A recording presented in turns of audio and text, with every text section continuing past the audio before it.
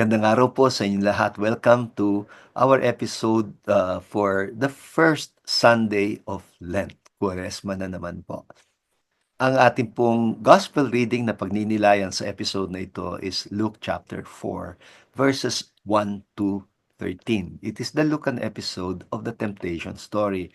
Alam nyo naman po na kapag first Sunday of Lent, ang gospel reading is usually the story of the temptation of Jesus in the desert. Alam niyo po, whenever I read this narrative, the image that comes to my mind is that of a soldier who has to cross a field dotted with land mines, but is being guided by a trusted companion who is, strategically positioned from a distance, na mayroong daladalang pair of binoculars in order to be able to spot the landmines ahead of him. And through a communication device, naibubulong niya.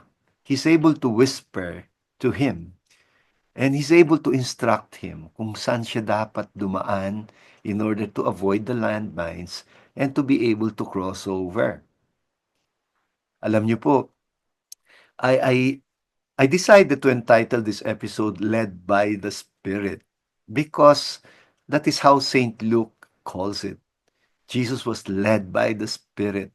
Mas preferred ko si Saint Luke dito kay Saint Mark because in Mark's temptation story, ang ginamit niya, driven by the Spirit, na para bang akala mo talagang tinulak siya ng Espiritu Santo sa disyerto para siya'y tuksuhin ng demonyo.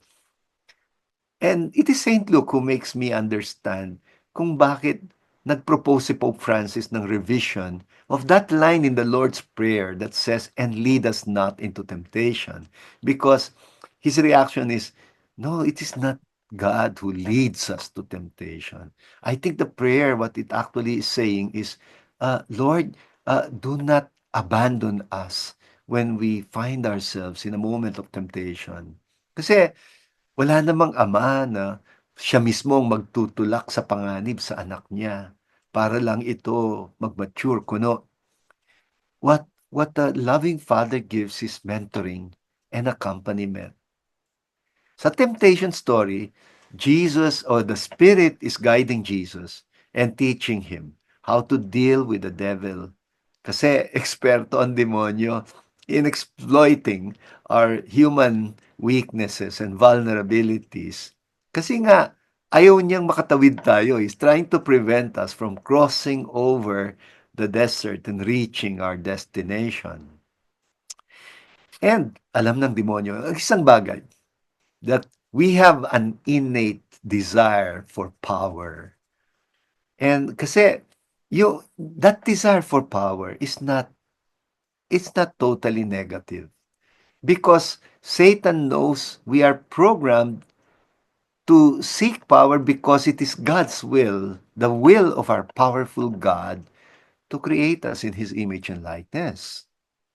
Yun nga lang, you know, imbes na positive notion of power, negative power ang pinantutukso ni Satanas, no? Satan comes into the scene to deceive us by offering a power that he cannot really give. Ang ino-offer niya is fake or false power. And how does he do it? By tricking us into playing God or aspiring for power in the wrong sense of the word.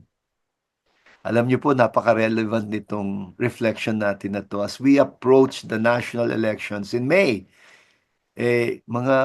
Marami na namang kakandidato for electoral positions at alam naman natin politics also has to do with power. But sana power in the positive, not in the negative sense.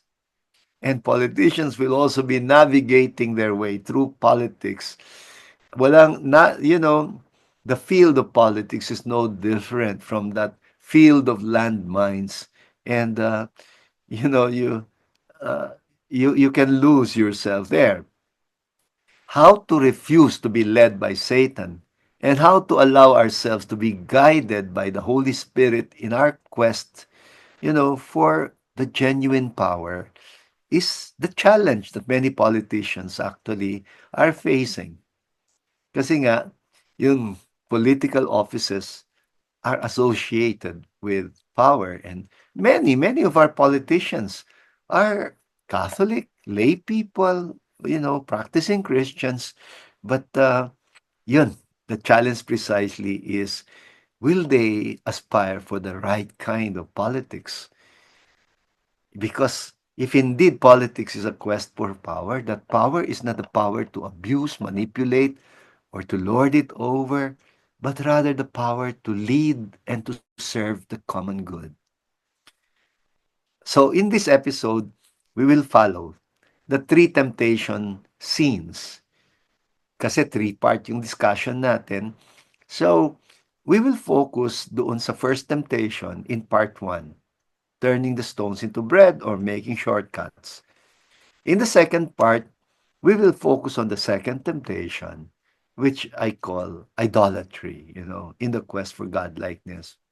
And in the third part, we will reflect on the temptation to a false sense of immortality, which goes usually with the denial of our fragility, weakness, and vulnerability.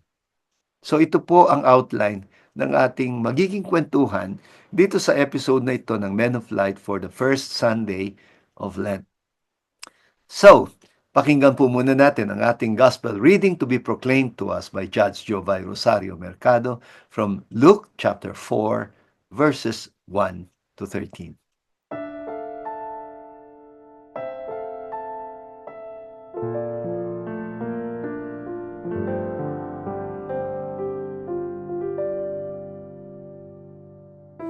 Pagbasa mula sa Ebanghelyo ayon kay San Lucas. Noong panahong iyon, umalis si Jesus sa Jordan, puspos ng Espiritu Santo.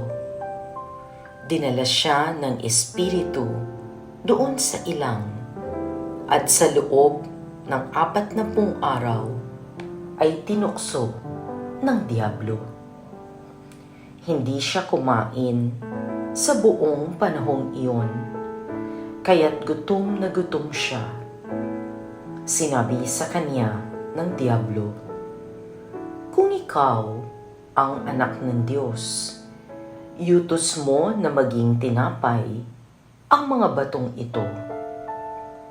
Ngunit sinagot siya ni Jesus, "Nasusulat, hindi lamang sa tinapay nabubuhay ang tao." Dinala siya ng diablo sa isang napakataas na lugar, at sa isang saglit ay ipinakita sa kanya ang lahat ng kaharian ng sanlibutan.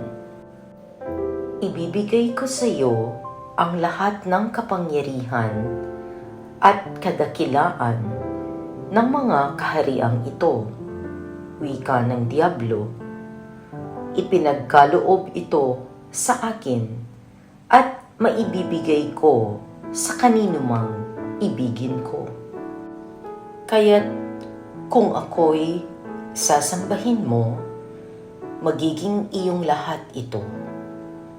Sumagot si Jesus, "Nasusulat, ang iyong Diyos at Panginoon ang sasambahin mo, at siya lamang ang iyong paglilingkuran." At dinala siya ng diablo sa taluktok ng templo ng Jerusalem, at sinabi sa kanya, "Kung ikaw ang anak ng Diyos, magpatihulog ka, sapagkat nasusulat, ipagbibilin niya sa kaniyang mga anghel na ingatan ka, at aalalayan kanila upang hindi ka matisod sa bato." Subalit, sumagot si Jesus, "Nasusulat, huwag mong subukin ang Panginoon mong Diyos." Pagkatapos siyang tuksuhin ng diablo sa lahat ng paraan, ito'y umalis at naghintay ng ibang pagkakataon. Ang mabuting balita ng Panginoon.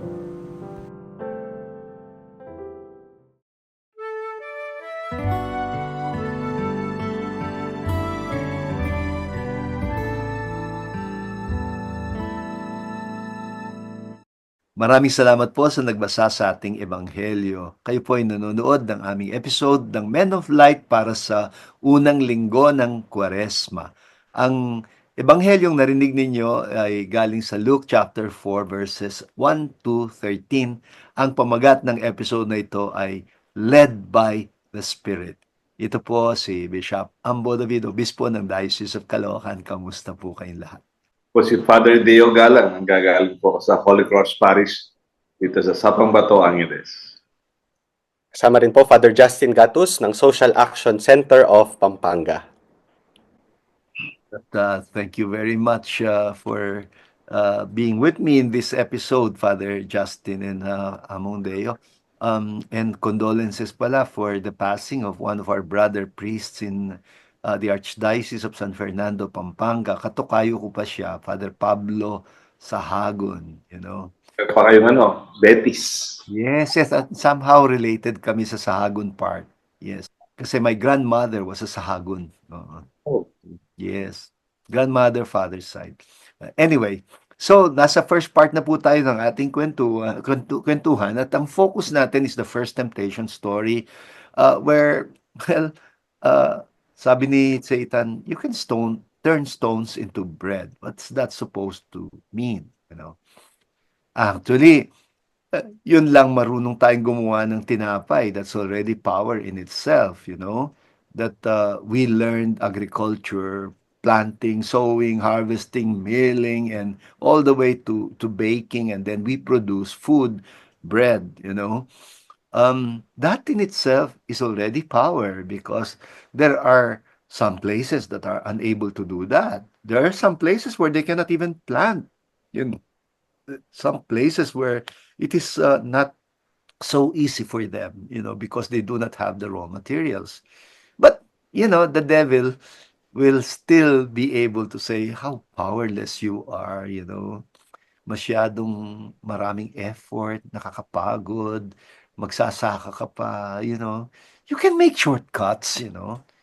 And, well, literally speaking, you know, in the desire for greater profit, some people engage in agriculture that is so destructive of the environment, you know.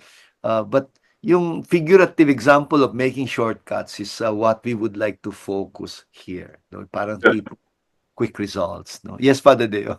Bishop, there are very many subtle ways in where shortcuts happen, even in the business and management Yeah. style. Sometimes they have a very wonderful term for it, efficiency. Yeah. And you have to be efficient, you have to do it faster. Yeah. You have to save time to maximize your time. The easier way, sometimes it can also be called that seemingly the instant success. Marami pong naging natatrap sa ganito that they compromise the safety of our people and the health. No? Like, halimbawa, Bishop, Kapampangan po tayo lahat. Yung term natin sa cooking, manese. Manese, yeah. Taking care, like Yeah. a child, takes that. Ngayon, di ba, because of efficiency, instant food, we always eat microwave food, microwave meals. So, parang gano'n na. Sabi nga ng nanay ko, nung may sakit po ako last month, sabi ng nanay ko, tandaan mo, sabi ng nanay ko sa akin, hindi ko kayo pinakain ng instant food na binibili sa labas. Lahat ng pagkain natin, linuto ko sa kusina natin. Then naalala ko, o nga, no? Bihira lang tayo nung puwain sa restaurant pag may birthday siguro, anniversary. Pero the rest of our meals, they are prepared. Manese, they take it care. Kaya lang, the temptation to make it easy is something that another new kind of temptation, Bishop. May nangyari po dito sa barangay namin, sa parokya. Marami po yung Bishop, yung mga na-scam because of pyramiding. Magbigay ka ng pera tapos instant Yeah. instant success, mataas na kita. Oo. Marami po yung na-swindle o na-scam. Yeah.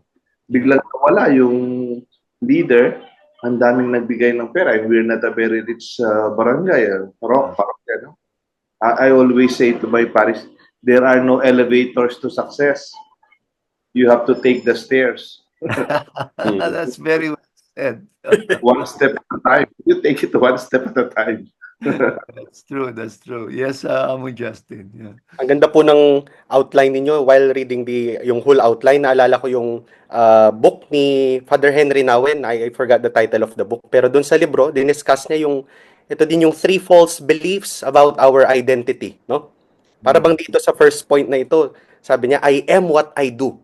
Yan, Yeah. yung minsan ang value ng sa sarili natin, kinakala natin it depends on our achievements, on our productivity, sabi nga ni Among Deo kanina, and success, no? Kaya nga ang ginagawa natin para hindi mawala itong bagay na to, mamadaliin ko na, magso-shortcut na ako. Maninira na ako ng iba para ako umangat sa ladder ng success. Mandadaya na ako, 'di ba? Yan po yung nagiging resulta ng shortcut. Kaya nga I am what I do, para lamang magawa ko to. Ito yung gagawin ko. Maninira na ako, gagamit na ako ng iba't ibang mga pamamaraan para makuha ko agad. Para bang ito po yung pumasok sa aking isip. That's very true. Alam mo, Among Justin kanina, di ba sa introduction ko, nabanggit ko, na napaka-timely nitong ating reflection na ito, especially nalalapit na naman ang national elections, you know. And alam naman natin na majority of those na kumakandidato sa mga electoral positions are Catholic lay people. And we can only wish that they allow themselves also to be guided by the gospel and the social teachings of the church. Kasi walang duda, parang politics is a quest for power, pero power for what? Ganon, no? And I think ang tipo ng politika natin sa Pilipinas is one of the best figurative examples of making shortcuts in order to achieve quick results. Especially in the way public funds are being used as pork barrel. Kasi dati-rate yung mga tipong nagpapatron ng mga politiko at least gumagamit ng sarili nilang pera, pero parang investment sa kanila yon, sisingilin nila pag nasa pwesto na sila, no? Now it's even worse eh. Yung paggigisa sa sariling mantika.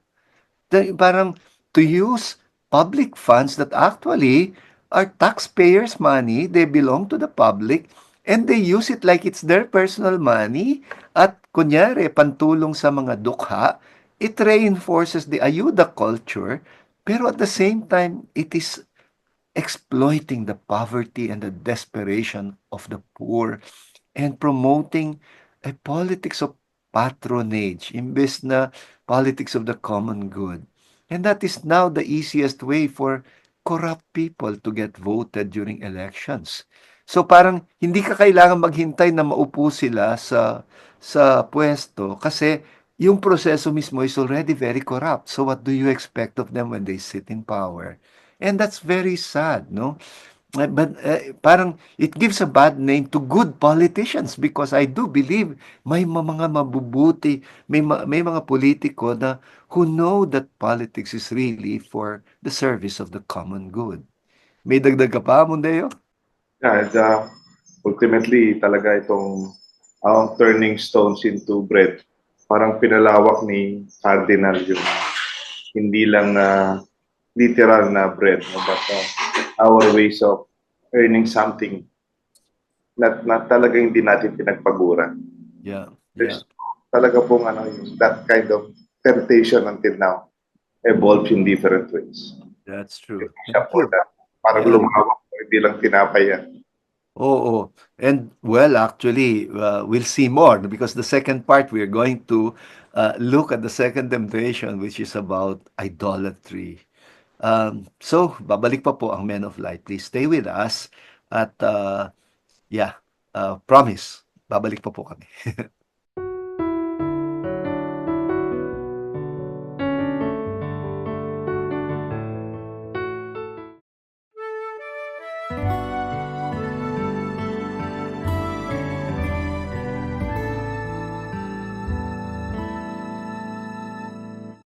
Thank you for staying with us, Men of Light. Biglang natawa kami ni na Father Deo nung I ended by saying, babalik pa po kami. Promise. Parang Political. reminds me of Inday Badida.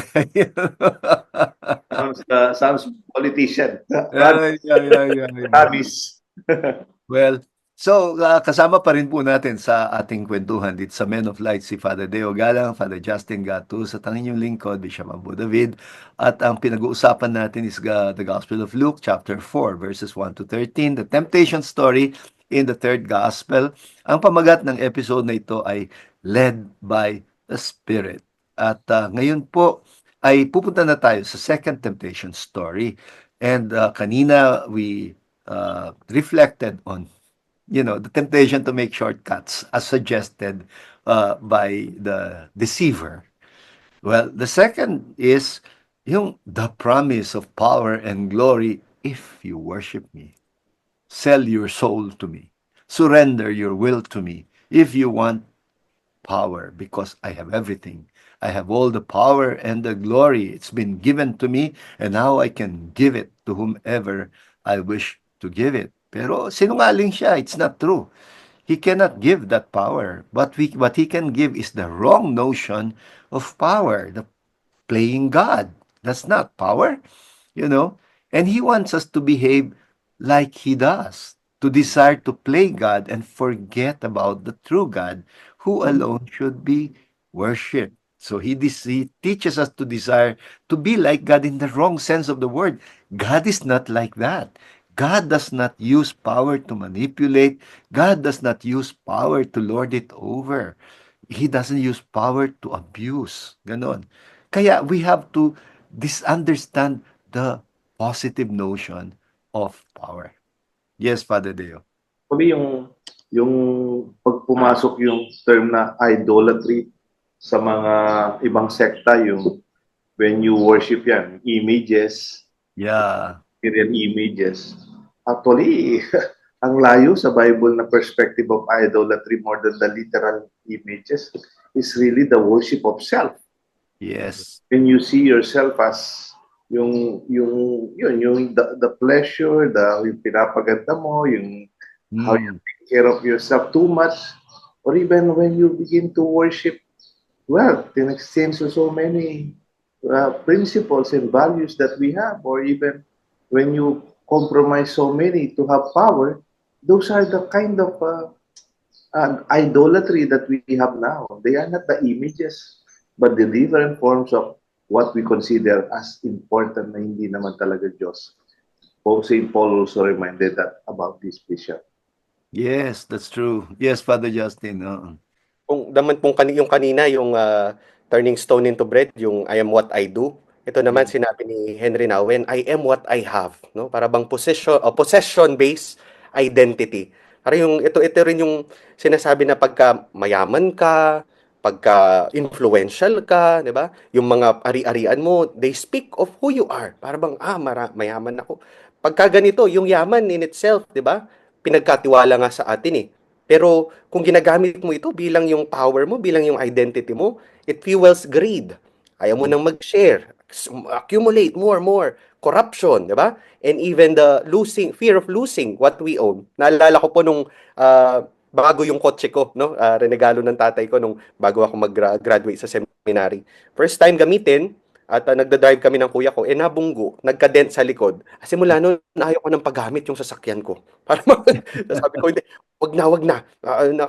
Para bang minsan ganyan nagiging madamot tayo, ayaw na nating magbigay because akala natin ito yung nagde-define sa atin.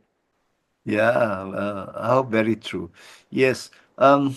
Well, I think ang demonyo magaling siya sa projection eh. Yung when he says, you are like God, you are entitled to power. He was like that. And I think, 'di ba, ang concept natin ng devil is a fallen angel. Parang how good can switch into evil when yun na nga, we get deluded about power and forget the true source of power. Kaya nga daw ang ang slogan daw ni Satanas, non serviam, I will not serve. I will not bow because I am God. Yung some people kung minsan are also deluded with the idea that they're like God. Diba? Sabi mo nga, magkaroon lang ng konti, yumaman lang ng konti, sumikat lang ng konti, dala mo sino na, parang it gets into your head. Yung proverbial na langaw na dumapo lang sa ulo ng kalabaw, akala niya kalabaw na siya. Parang gano'n, no? And I think alam paglaruan ni Satanas yung ganyang syndrome eh. That's why the Israelite people were constantly reminded na the Lord is your God, the Lord alone. The Lord alone, wala nang iba pa. You are not to worship as God what is not God. And so you have to love God with your whole heart, your whole being, and with your whole strength, ang sabi niya. Yes, Father Deo, may dagdag ka ba?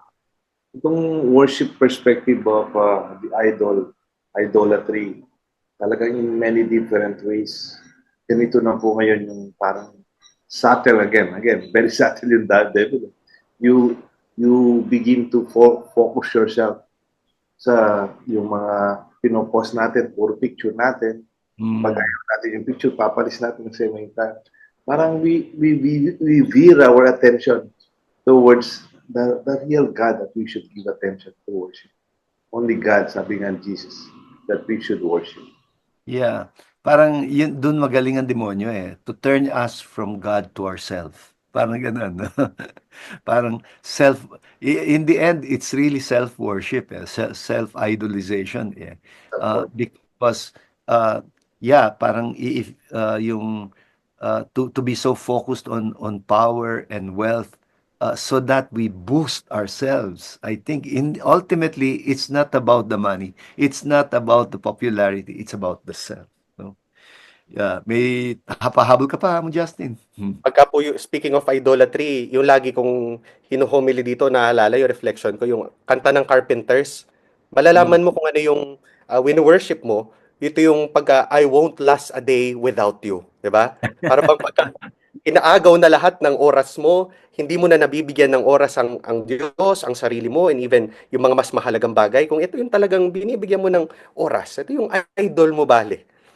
Ako, I have another song in mind eh, yung Ikaw ang lahat sa akin. Kapag yun eh, dapat sinasabi mo lang sa Panginoon ng ikaw ang lahat sa akin, you know? Kapag kapag pera na ang lahat sa atin, you know? Kapag kayamanan o kapangyarihan na o katanyagan na ang lahat sa atin, then parang nasasantabi na ang Panginoon, you know? And I think uh, that's where the devil really knows how to trip us eh. Kaya siguro ano no, yung the common caricature of the devil is a deceiver. Parang somebody who starts with a little bit of truth and then twists it so that you trip. Parang ganon, no? So, babalik po ang Men of Light at sa third part pag-usapan naman natin yung third temptation story which I call, the temptation of ego massage. Please stay with us.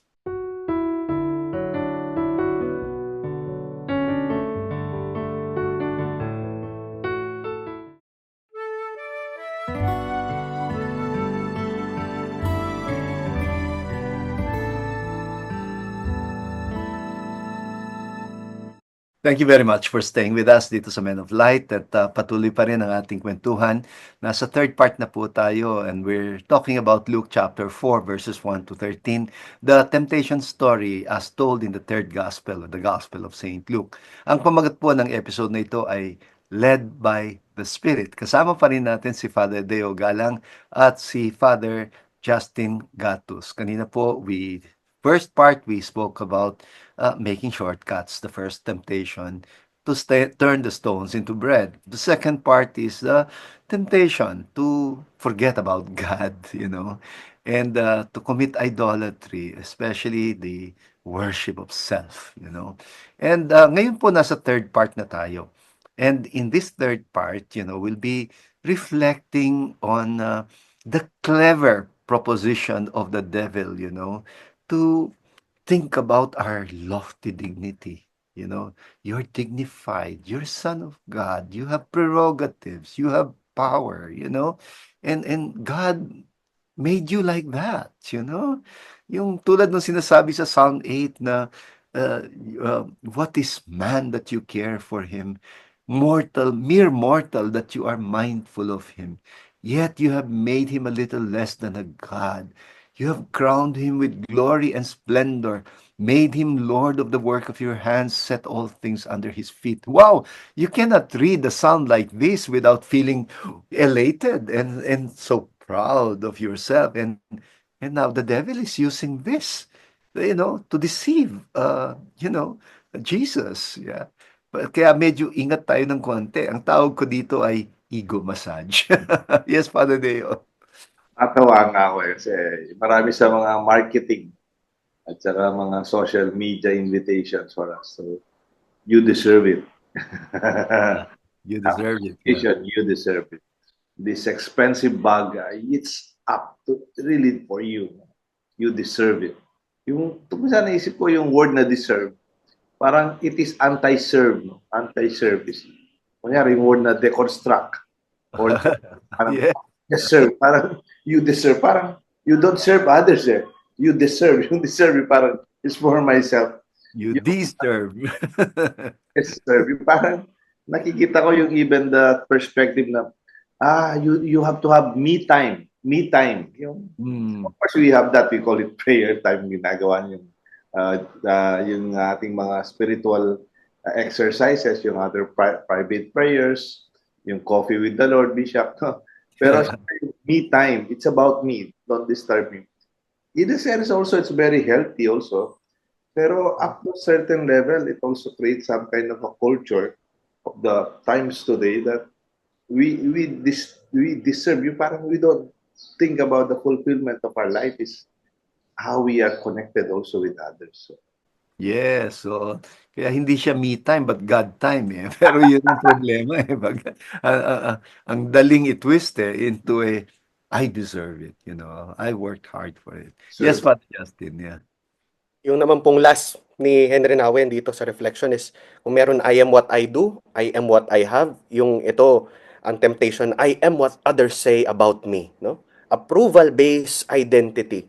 Kaya nga yung nakakalungkot ngayon, pagka sa social media, kung gusto mong sumikat, gumawa ka ng mga kakaibang bagay. No? Kumain ka ng hollow blocks, di ba? Yung iba talagang i-reveal mo na dapat ng gusto mong i-reveal para may like. Pero ito ba talaga yung kung sino ka? Ito ba Yeah. talaga yung dito ba talaga naka-base yung iyong identity? Tapos pagka tumanda ka, makita mo, ginawa ko to talaga. Diba? Parang ay nakakahiya. Kaya nga, ito yung dapat na magandang tignan din sa atin ngayon eh. Do we like or do we crave likes, validation para lamang sabihin natin na matanggap mo yung sarili mo?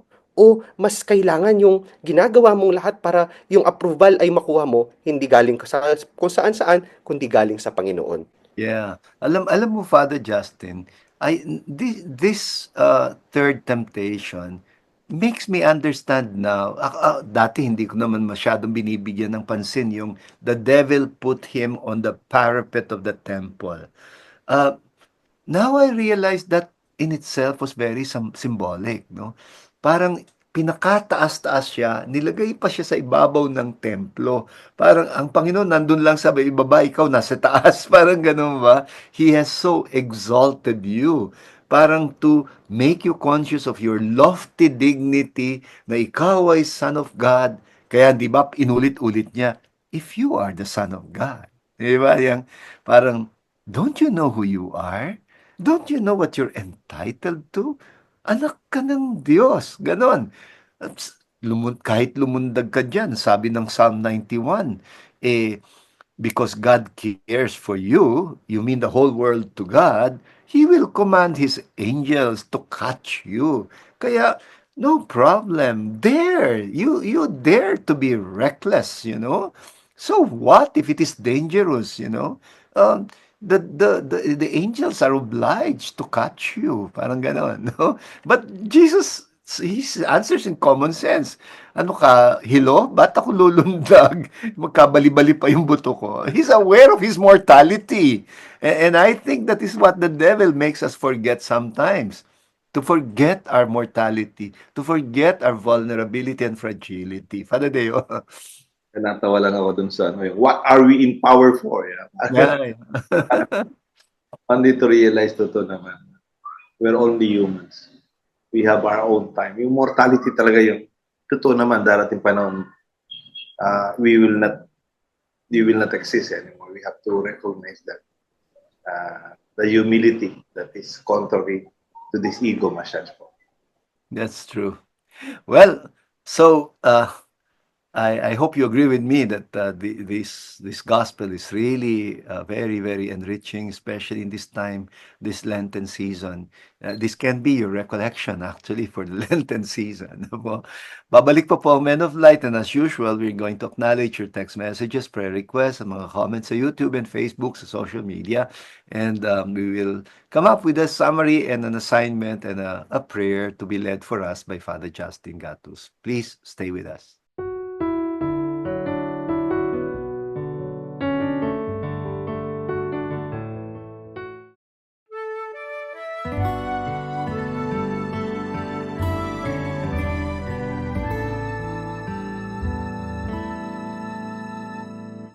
Nasa huling yugto na po tayo ng ating kwentuhan dito sa Men of Light, and I'd like to begin immediately by acknowledging the comments sa YouTube and Facebook. I'd like to just read some Facebook comments. Ang una po ay galing kay Lemonly Paul Labrador. Good day, Men of Light. Happy 65th anniversary to the Intercontinental Broadcasting Corporation, IBC 13. We're showing pala regularly on IBC 13, no, Father Deo? Yeah. Okay. So this is a good time also to thank them, for showing Men of Light regularly, because that's already national television. Wow. At thank you din sa ating mga mainstays dito po sa ating Facebook. We call them the Men of Light community of Facebook. Edgar Yap, sina Angelina Gutierrez Van de Ven, Rodora Lopez, George Magtibay, Bel Singyan, Katigbak, Elizabeth Curaming, Dora Lopez, at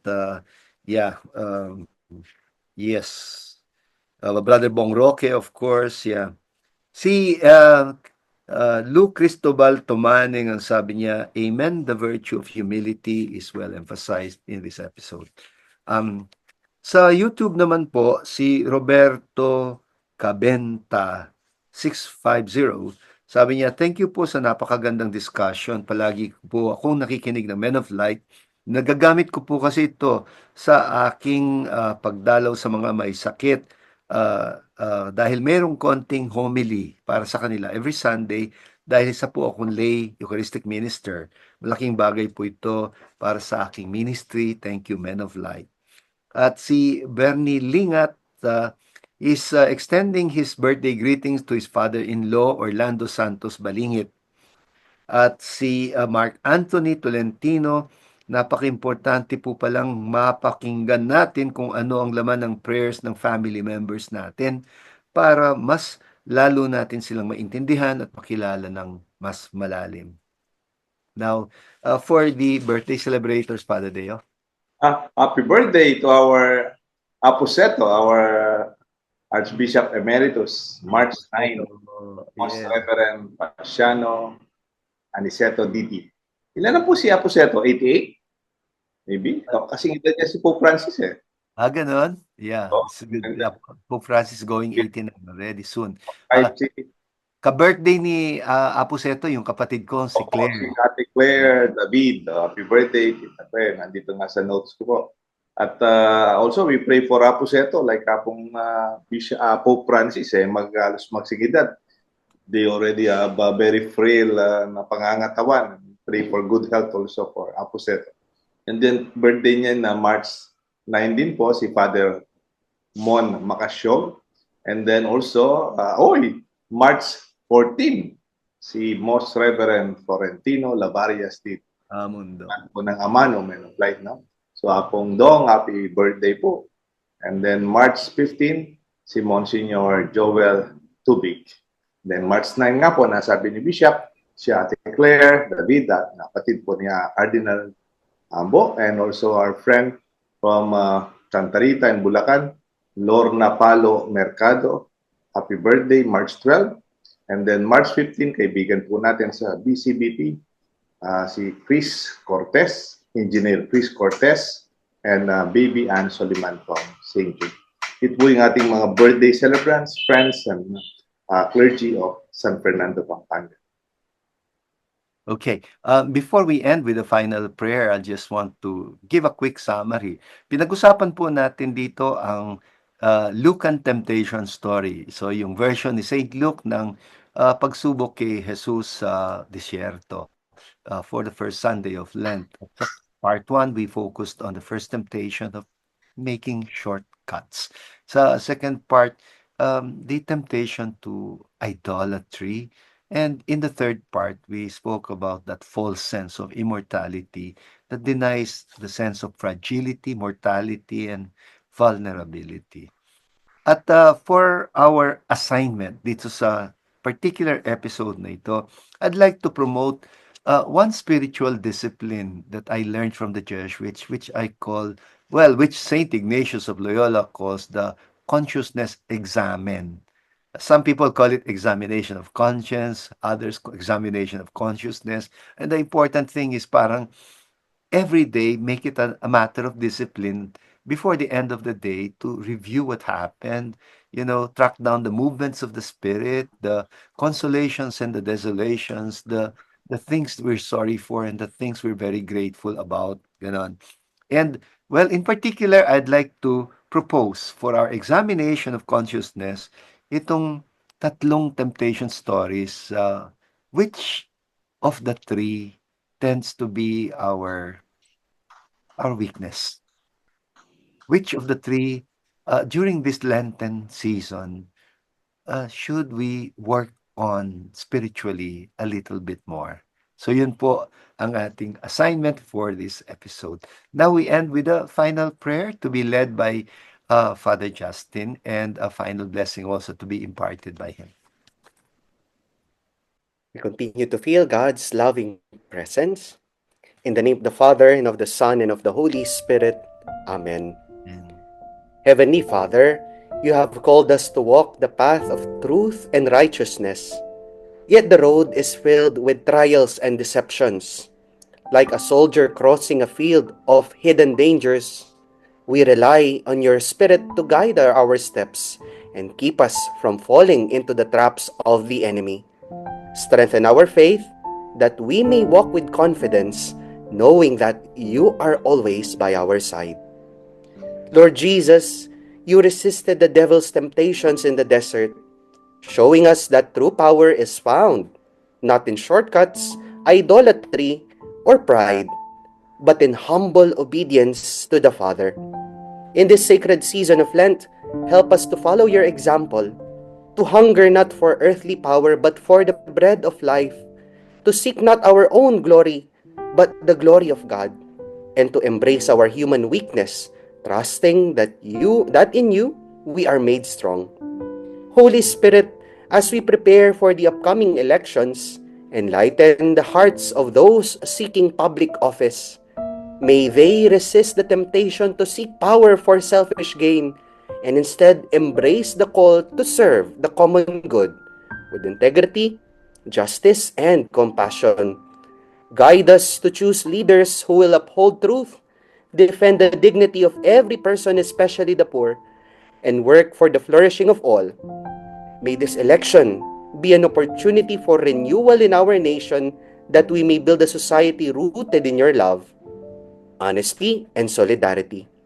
Finally, dear Lord, do not abandon us when we are tempted. Help us to trust in your grace, that in our weakness, your power may be made perfect. May this holy season of Lent prepare us for the joy of Easter, when we rise with you to new life. We ask this through Christ our Lord. Amen. Amen. The Lord be with you, And with your spirit. and may Almighty God bless you, the Father, the Son, and the Holy Spirit. Amen. Amen. Thank you. Thank you very much for wonderfully weaving that prayer together, Father Justin. At maraming salamat din, Among Deo, for this round of reflection. At I think it will make our Lenten season particularly meaningful and significant. Ano po, lalo na Jubilee Year of Hope ngayon. Thank you very much, Among John. I hope you continue to fully recover from your surgery. At dito po nagtatapos tong episode na ito ng Men of Light. Well, I forgot to say, please let us continue to pray for our Holy Father, Pope Francis, for full healing and recovery.